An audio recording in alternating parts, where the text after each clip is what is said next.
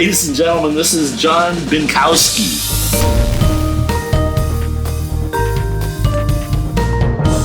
And you're in Florida, John? Yep. In a little town called Celebration, Florida, which is the little town Disney built when they tried to experiment doing that in the mid-90s. Oh. Very interesting project.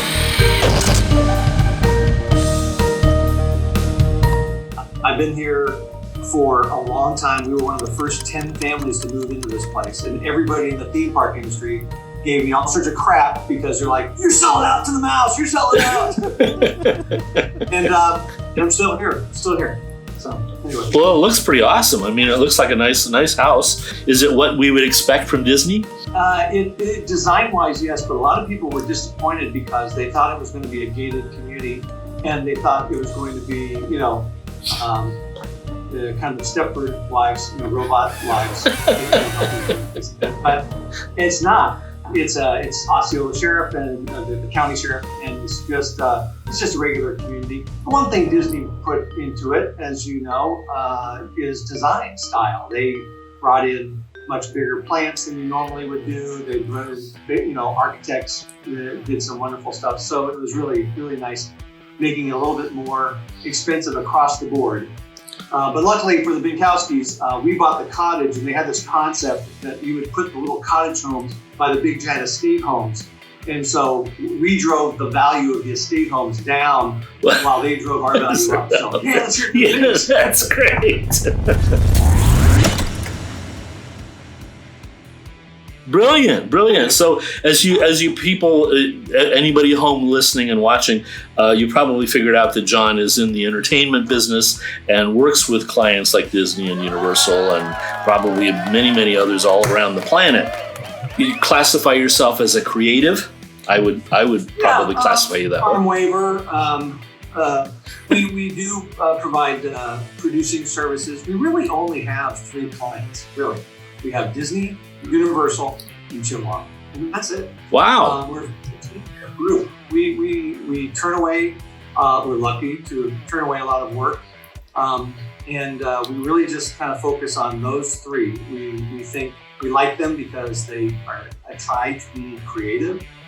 They try to do new things, and they're not just copying what somebody else is doing. So that's all we do. Now, the other thing we do in between theme park work is we do produce low budget feature film.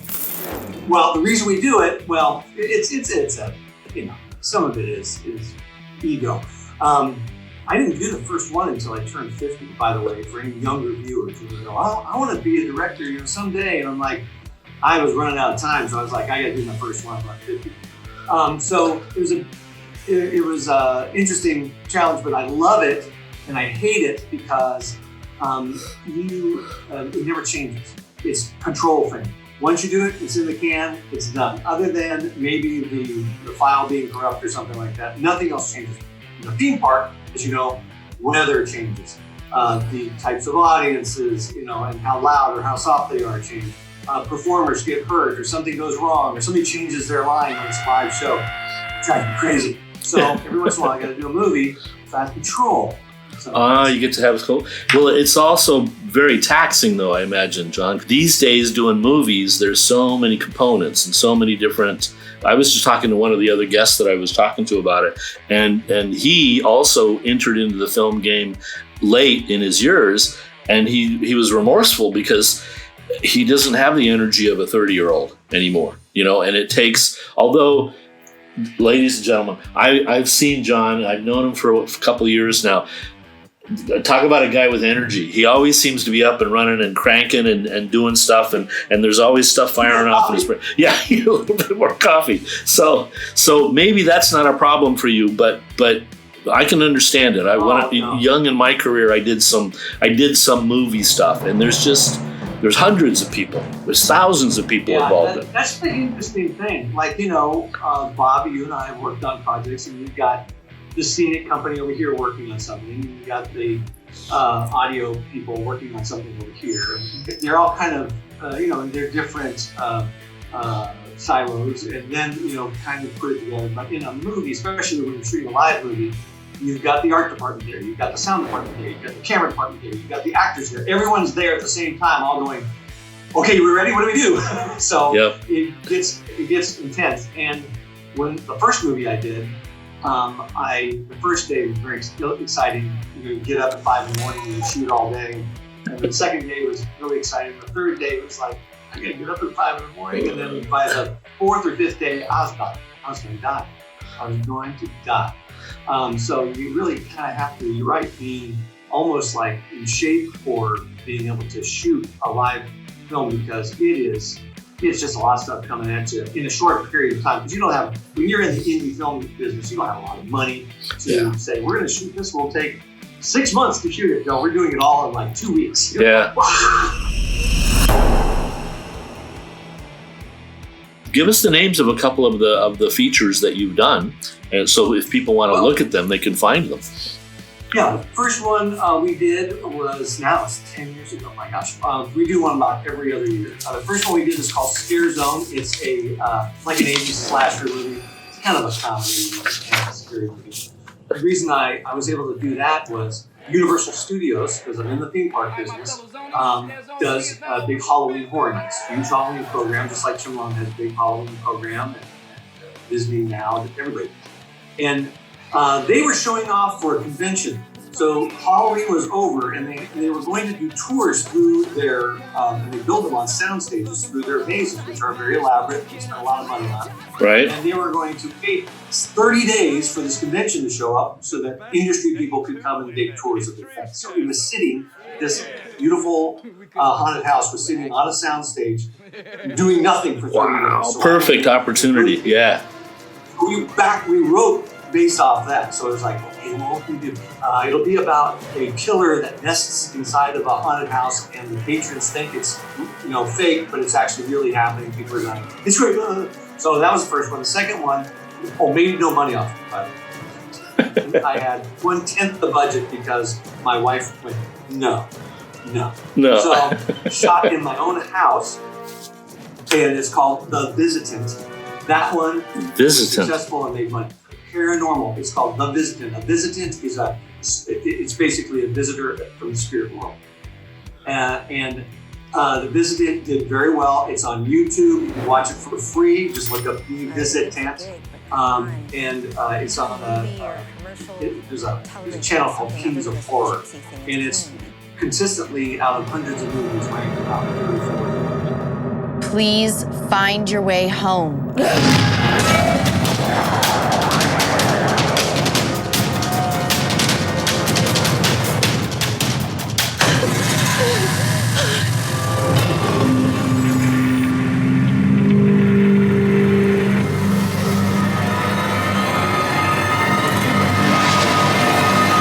Believe in ghosts. Ghosts don't care whether you believe in them or not. Awesome. It was popular. But it was real simple, because paranormal, love it. It's a one lady in a house going, yeah. And, we had to work really hard to make like salt shakers move and stuff like that. So it was really affordable. It was so successful that we actually, the last movie we just did, and has not been released yet, is called Revisitant, which is a continuation of the story. So wow.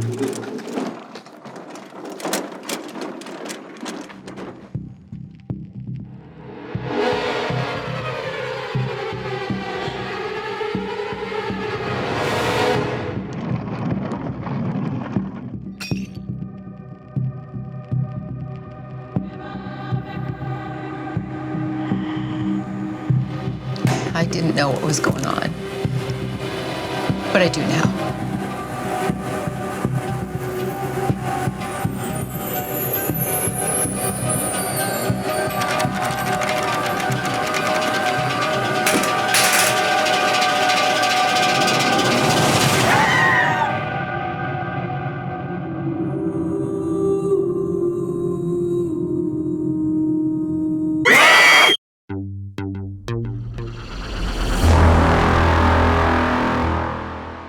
And then we did a movie called Characters, which was basically harkening back to my days and Lisa, my business partner's days.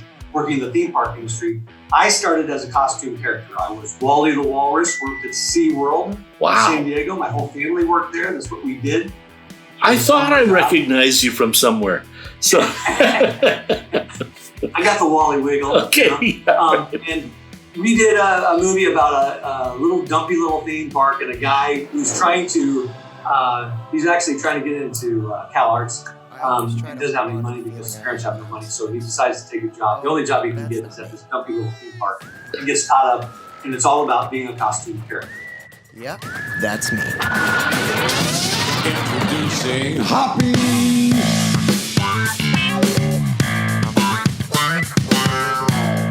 That one got really good reviews, but came out at the exact same time that another movie called Mascots. That was done by Christopher Guest, Best of Show and Mighty Wind and lots of funny mockumentary video films that he did. Anyway, so he killed us because he's Christopher Guest and I'm just John Dude. So, but it sounds I got to see that one. It's fun. But our bread and butter is theme park business. I grew up in it. I started, when I was 15 years old.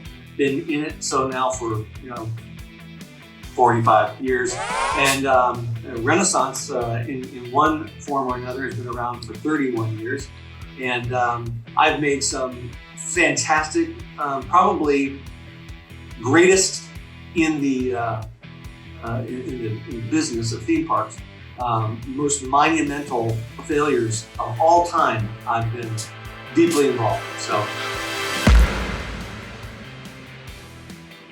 Because one day I kind of woke up and I was looking at my life and more recently with all of our free time that we've all had at home and kind of sequestered and stuff, and I thought, wow, I need to be doing something interesting with my life. And then I looked and said, I got a pretty interesting life, and I know all these really killer, amazing people. And I've never really spent much time with them. I never talked with them. I never, because we're always working and we're doing our thing. And I thought, this is great. We were all sort of born on purpose, and we kind of found our purpose. I struggled a lot in my life trying to figure out what the heck I wanted to do. But what I wanted to do, and that's sort of the theme, is ask you, how did you know? At what point in your life did you just come out of the womb going, I'm going to do showbiz? Or was there some epiphanic moment, some epiphany, some realization of, man, this is what John needs to be doing for the rest of his days? It started out, when I was a kid, I wanted to be a fireman. And then as I got into middle school, I was really focused on, I'm going to have a career, I'm going to be a stand-up comic, just like Steve Martin. Steve Martin was a huge influence on me. So I was like, I'm going to do that. I'll be like Steve Martin. And so you have those kinds of things. But once I got out of high school, around high school, and I was working for SeaWorld at the time, and college was looming, I was thinking, what am I interested in? And I found out it was panic actually that kind of set me on this course, because I had absolutely no interest in anything, but I was interested in everything. So I found I was interested in I thought music was really fascinating, but I also thought that surgery is really interesting. But I love space, but I wasn't good at any of that. I wasn't smart enough to be able to do a lot of those things. So what I kind of ended up doing was started with SeaWorld, and SeaWorld started buying companies, other theme parks. Too, and I found out that all of a sudden I'm doing the show about what happens under the sea, and I'm learning all about the sea. And then all of a sudden I got a job working on something for space, and I was interviewing Alan Shepard and John Glenn and things like that. And I'm doing that, and then I was doing a show that was completely fantasy oriented. And then I was doing the show that was really violent, and then I was doing one that was happy, very kiddie. So that's kind of what I thought. I kind of had the epiphany probably at about 20 years old. I said, I'm good at nothing, but I'm good at everything. I mean, I can celebrate everything. So I got involved in all sorts of stuff. So on one hand, as you know, we're working on a happy, colorful, family-oriented show. On the other hand, I'm looking at doing a drama that is, PG-13, could be R-rated, bad language, adult themes, and everything in between. It's like, I love it. It's great. So it didn't come as a, bing, but by the time I was starting college, I was like coming to the conclusion that, this is, I think, what I'm kind of good at. And then I did leave college to take a full-time position with SeaWorld, and I kind of never looked back from there. I was one of their youngest vice presidents at the time. It was a long time ago, retired from SeaWorld, got a gold launch. Wow. In 1989. Holy cow. So, 89 until now, it's been Renaissance. And then also held a position on a project that I had started with the Hard Rock organization, which is one of my dismal failures. So. Oh, that's terrible. What's your most memorable? What's your most, and there's probably a bunch. I know that's a tough one, but what would be the one that's sort of some sort of a summit that you reached that that was cool? And then we'll talk about the nasty ones a little bit and what you may have learned from them. Unfortunately, both are the same. The summit that I reached was I had never been a chief creative officer for the development of an entire theme park before, until through a sequence of events, and go ahead and you can just look it up on Google, Hard Rock Park. I was able to find property, formulate investors, put a team together, design and build an entire park that was beautiful. I mean, look, the same people that worked on Hard Rock Park worked on, Wizarding World with Harry Potter, so it didn't suck. But we opened the park to great fanfare in 2008 when everything was tanking, and this was a park that was so highly leveraged because we were part of the bubble that it just could not handle its payments, and in the course of 9 months it had gone into bankruptcy. It is one of the biggest successes and one of the biggest failures of my career. Wow. It's a fascinating story, and actually I finally crawled out from under my desk and did a whole presentation on it to the Themed Entertainment Association when we were doing these case studies and things like that. Well, and it is a whole story unto itself. But in that particular case, I got to work on everything, not just live shows, not just rides, but restaurants, retail, where the bathrooms go, how the parking, being able to, just working with local government officials. I mean, everything. So now I sit in meetings and with architects or whatever, and they go, we're working on developing an entire land for the park. You wouldn't understand that. Because you're just a show guy. But I'm like, oh no, brother, I understand totally. And it's hard. It's hard, but it was so rewarding. But we made the record books as being one of the big, giant victims of that 2008 financial crash. It was economic times. It was a poor marketing program. 2020 hindsight. We thought build it and they will come. We needed to, and we didn't have enough, like everybody says, enough cash to be able to survive the tough times. If we could have had enough, to survive year 1, 2, and then build back up, we wouldn't be looking back. There would be 5 Hard Rock Parks now around the world, and it was tons of fun. Got huge ratings from the audiences, did fantastic per caps. We just didn't do the attendance and didn't get paid the bills. Where was it? Was it in Florida? It was in Myrtle Beach, South Carolina. Oh, okay. Myrtle Beach. And so that was in 2008, obviously. Since then, the only good thing was when we premiered the park, we had some of our friends from Universal and Disney show up. And they were, complimentary enough to basically pick up the phone and call afterwards and say, hey, look, sorry about the park, but we are doing this thing. Would you like to help us, with this? And so we got back into building attractions, or designing and conceiving attractions. And that led to one of the two biggest attractions that I've worked on. One is for Disney Shanghai, which is the stunt show there, which is called, it's got the longest name in the world. It's Eye of the Storm, Captain Jack Stunt Spectacular, which is has a tornado that is on stage and has had well over 10,000 performances already. The park's been 4 years old.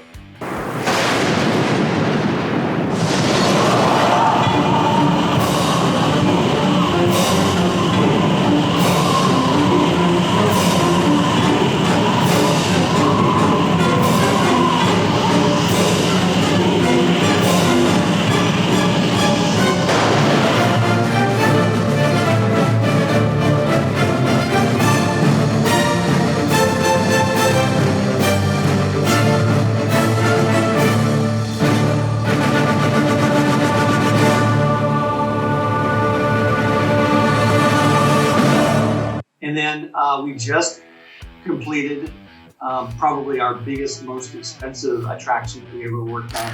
It's big, and it is another stunt show. It's called the Born Stuntacular. Oh. And it's us previewing to audiences, and they will open that grand opening sometime early July. We got caught up in this COVID thing. We were going to open this thing up, beginning of April, and next thing you know, everything's shutting down. Yeah.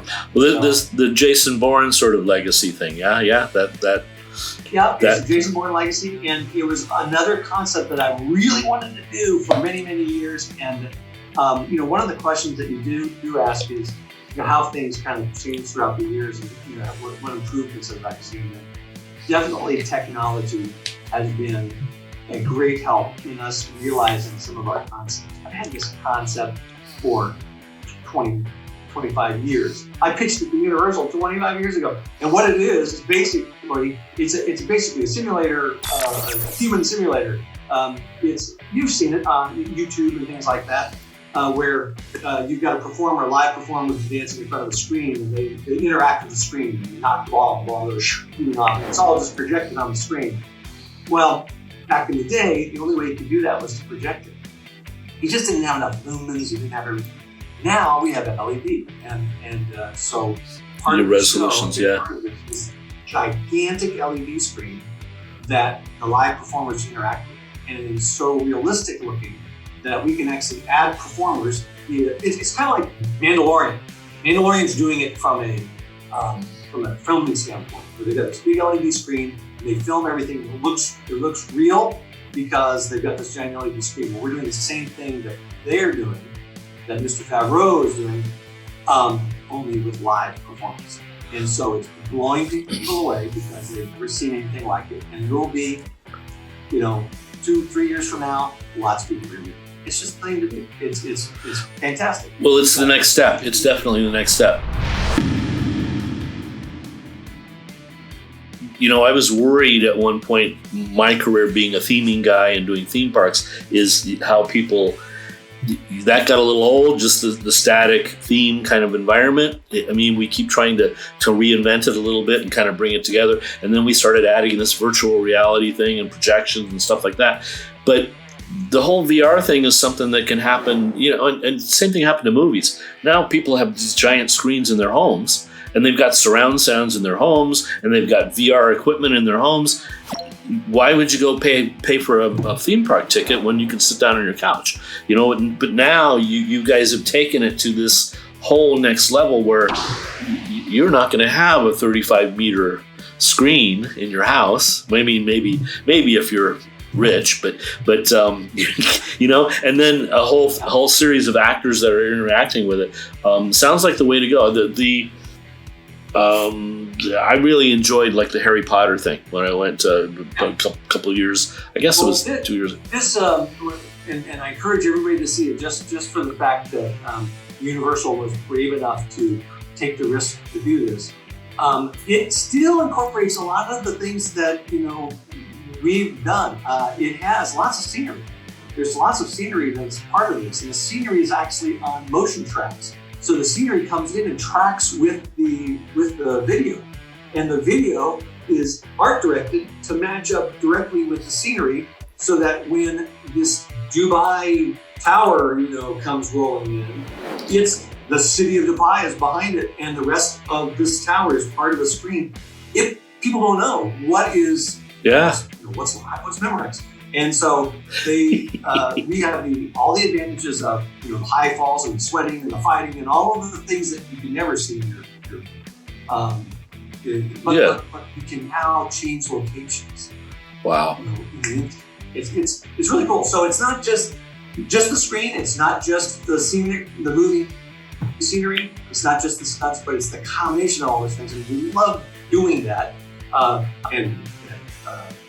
The Hollywood loves doing it, and so does Broadway. They love doing it. Whenever we can mix media like that, it makes it so much more interesting and fun. So that's our latest, greatest thing that we've been working on.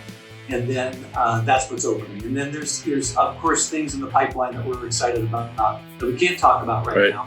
Well, when does the Bourne thing open up? When is that going to premiere? Officially, I didn't get an official date.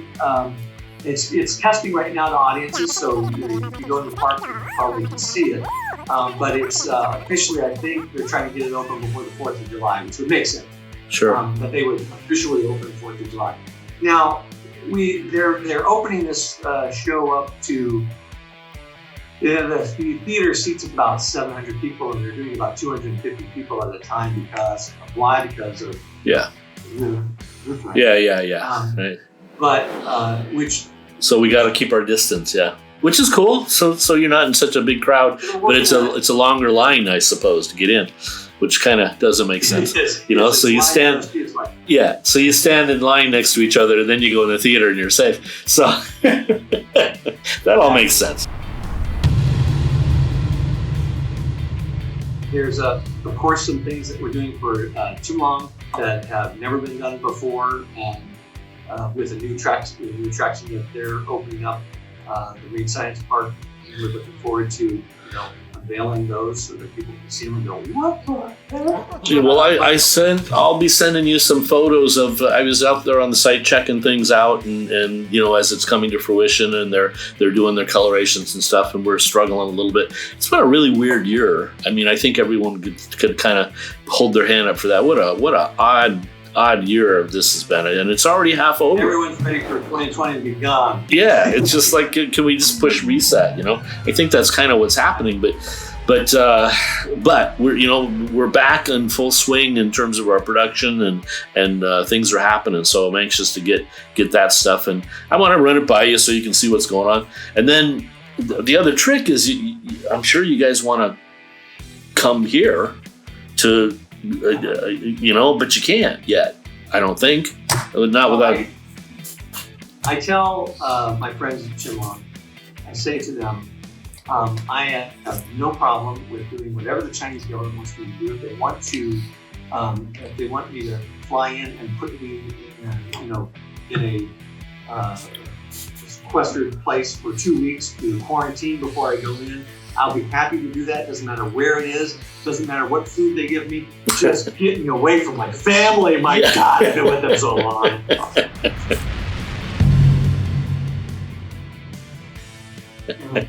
You just give yourself a little break. Yeah. I have mixed emotions about that because my family is in Vietnam. They went to Vietnam to celebrate the Chinese New Year, which they do the same as China does. And I went with them for about a week, and saw the family and all that stuff. And then, I got to get back to work. We had things rustling. So I got on the plane, and when I got off the plane, they told me, don't come to work. Right? Oh, that was December 27th or January 27th. I'm sorry, January 27th. So they're still in Vietnam. I haven't seen them now for 6 months. 5 to 6 months. So which is not good I feel because so bad about bitching about my family now. well, no, but I mean, I would be in the same boat with you because now I have a young family. So my daughter isn't quite 2 years old yet, and my son is 5. So imagine being in a house for 3-4 months with a 5-year-old and a 2-year-old, and that's that. So and I have to kudos to my wife because she's been doing that. But the good thing is where she is in Vietnam, it's not in a big, it's a rural kind of area, and there's lots of family. So they're just having a normal life. It hasn't really infected them at all. So which is a good thing. They haven't been like caught up into the whole kind of sequestered thing. So I'm thankful for that. I'm happy they're all healthy. Everything's good. I hope everybody is healthy and happy, and you haven't had any kind of troubles with anything. We're very lucky. Yeah, we're lucky. Everyone is, at least in my universe, is taking it very seriously, and they all mask up and wash their hands, and so far so good. Knock on wood. Now I am in Florida, and Florida is one of the hot spots that is growing because we, along with some other states, decided to open up a little early. So we're kind of struggling through that, but we'll see what happens.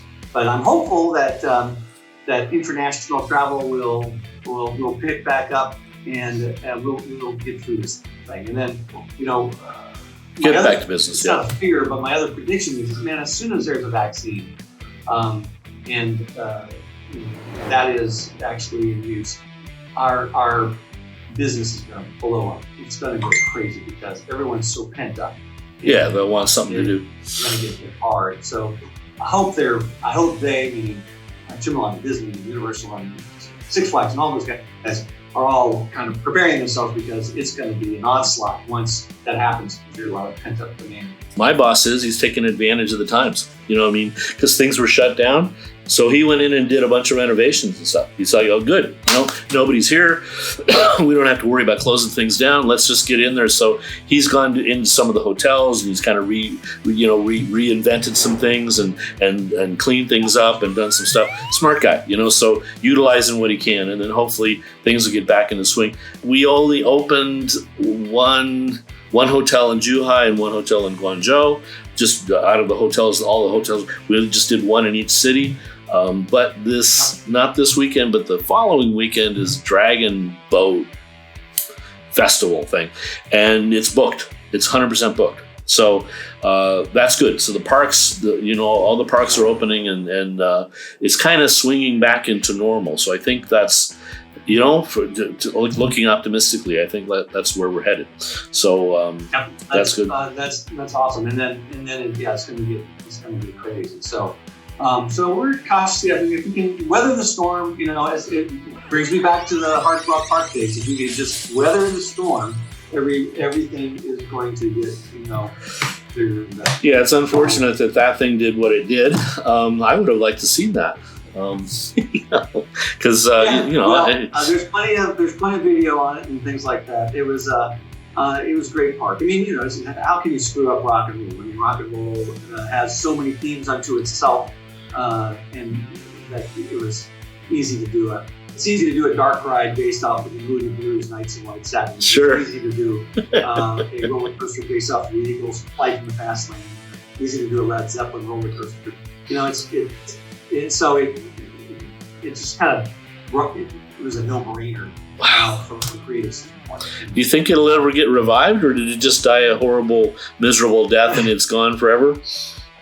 I think it'll, and someday some entrepreneur, somebody younger than me, is going to realize that music is a great communicator, and some version of that may not be hard rock, it may not be rock and roll, it may be some music overlay to a park or an extension to a park is quite possible.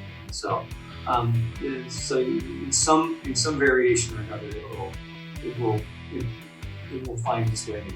The seed is still out there. Yeah, well, keep rolling that around in your head. I'm sure you could probably come up with something cool because music is such an incredibly powerful part of our lives, and I think I don't know if it's still true, but I'll bet you it's still true for all of the, 15 to 25-year-olds. As we grow up, there's a period of music that we all love because it's what we hear, and it's that growing time of our lives, and it just becomes part of our DNA. It's part of it becomes part of our soul. And because I turned Led Zeppelin on and it instantly takes it back to, that was like one of the first album records that I ever bought. And I went home and, when they used to have albums, and I put it on my stereo on my, in my bedroom when I was a kid. And it was like, I can still get back to that sense and that feeling and that time just by listening to the music. Back in 2006, when we sold this to investors, and banks, it was when Apple iTunes was introducing all of these groups like Led Zeppelin and Beatles and everything to a whole generation of people, and we were fascinated in the fact that my daughter, who's 8 years old, is listening to some not top thing of today, but also listening to Led Zeppelin. Wow. And they had access to all this stuff. And so it's really fascinating.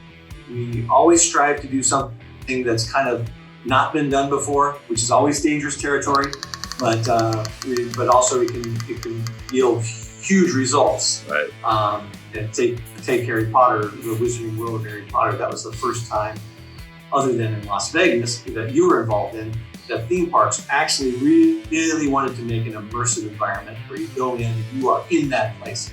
You did it with Venetian, but outside of Vegas, there was nothing like that in theme park world. It was just kind of half-assed. And then Harry Potter comes in, it's a whole new. It's a whole environment, and I think it's just transporting you into a different space, and that's the whole experience. That's why people buy the ticket. That's why they fork out the money to go. That's the first time I ever saw that. The first time I ever saw that people basically like the environment more than just like, oh, hey, they got a great ride, or the show's really good. It was, they kind of, the ride was not the big thing. It was the environment, which made everyone just go, what is going on, including Disney, who is now, definitely jumped in with both feet with Star Wars. So.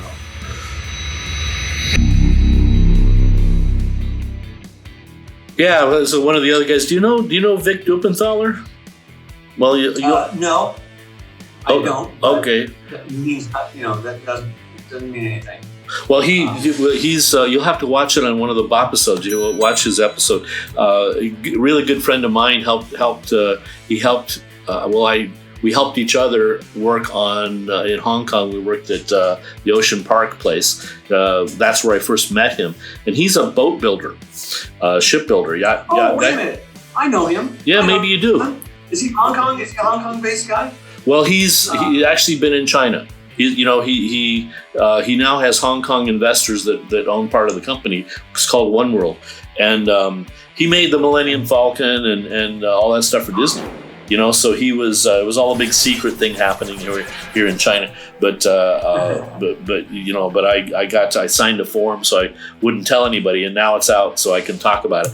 But that was really cool. And Vic is a great guy. I'm not sure even why I brought that up, but it is an immersive environment, and the work and the time and the energy that was put into that so that people could go live. That's another thing that's in our DNA, that whole Star Wars thing. I mean, I'm sure I was, 16, 17, and I drove my Mustang, my 1965 Mustang to the theater and sat in the thing and watch the first Star Wars episode, and it was what a wonderful thing to go out and get into my Mustang and tear out of the parking lot after a show like that, and it's just things that set the world on edge. And that's kind of the next question for you, John. Where are we headed? What do you think we're going to do? That's a tough question, and you kind of answered it already in terms of blending screens and environments and actors and stuff. Is that the future? Is that where we're headed? Yeah, I think. Yeah, I don't subscribe too much to, one medium being like the end all. Like everyone's going to have VR glasses and walk around like that. I think that we are naturally, humans are social. We're having a real hard time with this COVID thing because we're naturally social animals. We like to, gather.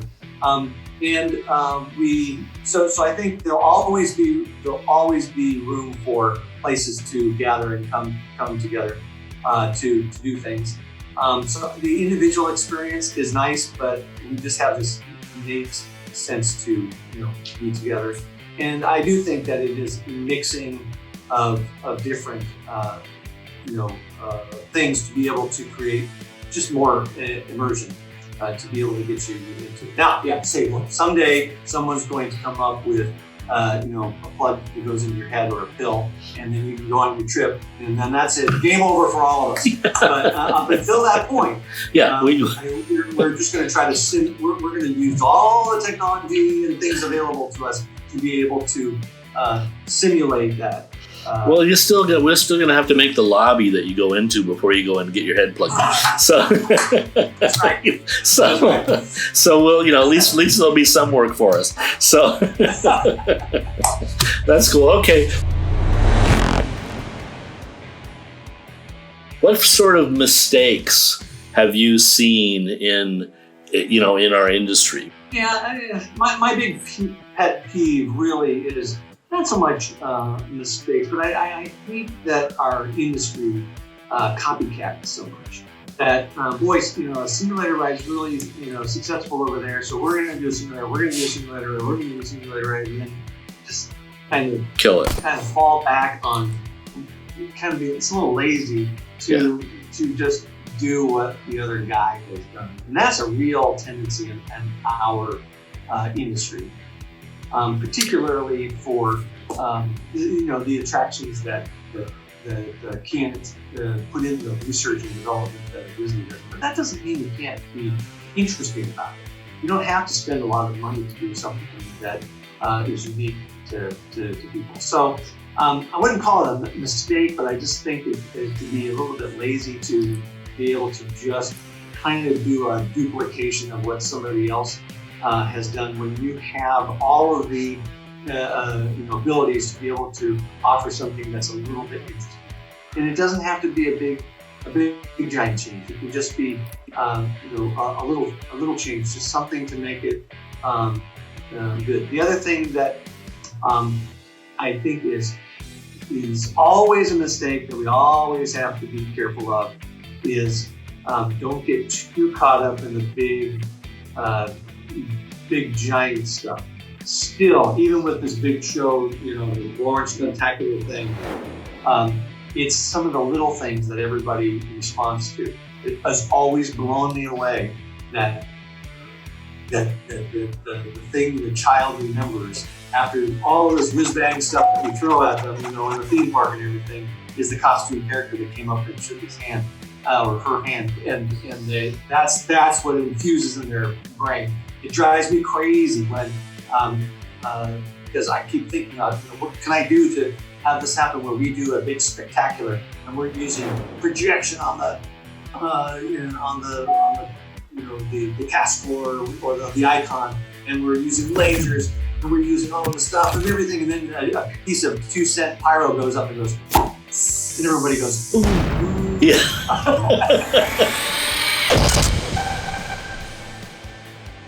So we just gotta keep our heads around what really, what works and what doesn't, and that we're really in the entertainment business, and we are right up there with the guy who,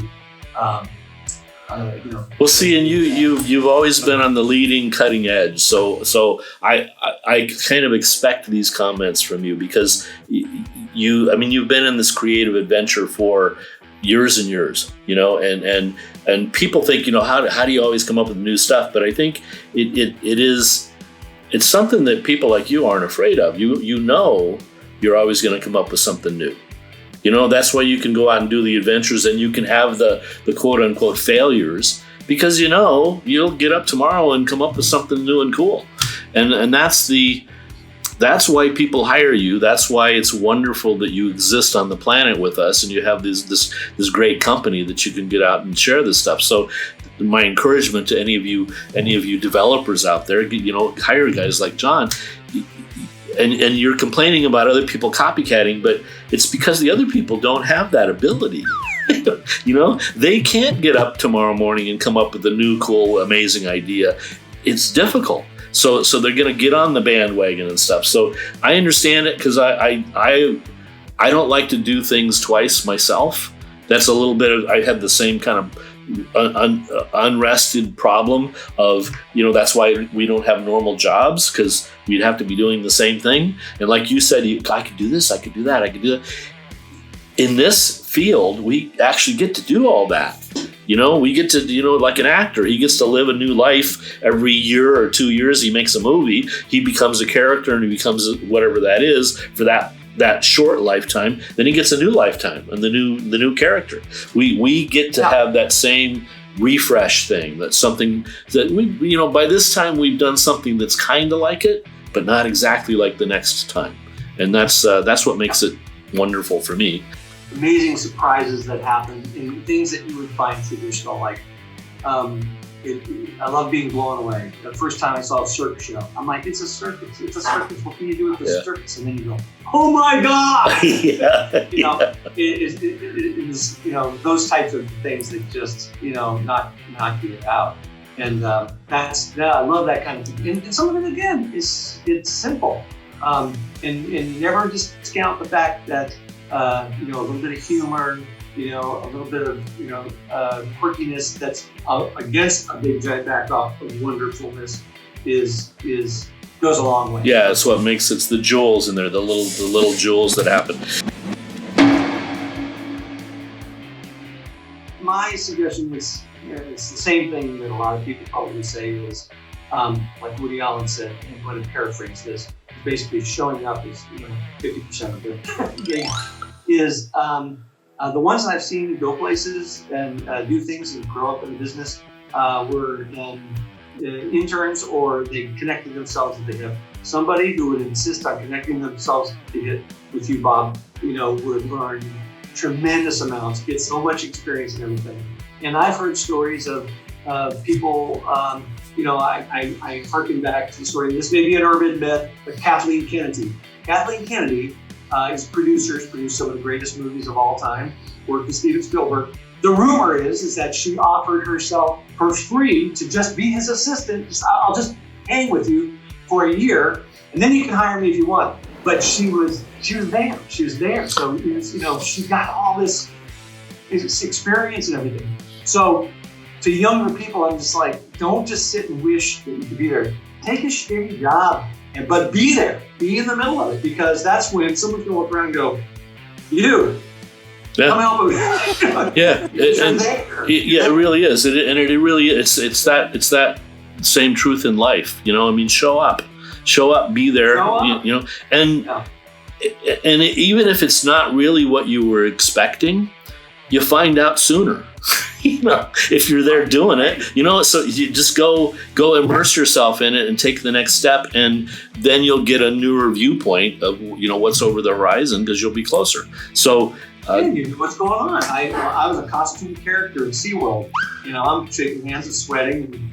And I was as tall as I am now, but weighed 100 pounds less than that because I'm sweating my butt off. But in between gigs, I found out that SeaWorld was hiring Hollywood writers to write shows for like a sea lion show or something like that. And I noticed that the writers just didn't understand that these are sea lions. They don't really take cues. They're like dogs. They're like, I love you. Yeah. So I submitted a script, and they didn't take it. But then I submitted another script, and then me and a couple other people submitted another script, and they finally took it. And that show was as good, if not a little bit better, than what they were paying the Hollywood guys for. And the next thing you know, I'm writing shows for SeaWorld. So it was because I was there, and I'm in there, sweating, and I'm in between things, and I hear them, stressing over something, and I was there. I never would have found out about it. I would never would have known it was a possibility. I wasn't there. That's all. Be there. That's perfect advice. Perfect, exact, wonderful advice. And let's sum it up there, John. Thanks so much for taking the time with me. Always a pleasure. Let's do it again sometime. And I can't wait to go see the Bourne thing. I think that will be awesome. I'm not sure when I'm going to get back to the States or when they're going to let us fly around again, but I'll look for images of that and stuff. I'm sure somebody will put something out on YouTube pretty quick. Oh, it's already up. I mean, day one. It's the whole thing's up there. It's like, that's the only thing is that when you first, it doesn't matter whether it's a test audience or whatever, as soon as it's up, it's out there. It's just out there. I mean, they're excited, they're happy, so it's good. Well, that happens. Well, thank you very much. I look forward to watching all the BOPisodes and getting caught up. And thank you for letting me be a part of it. Well, I'll send you a free T-shirt. I'm doing T-shirts with that say the BOPisodes Born on Purpose thing. So I'll get you a T-shirt for that. So that, and then that's it for pretty much the show. Thanks so much for happening with us, John. Always a pleasure, and I hope to get to see you in China here soon. Okay, man. Thanks so much. All right. Bye, everybody. Bye. We need... No, strike that. I need your help.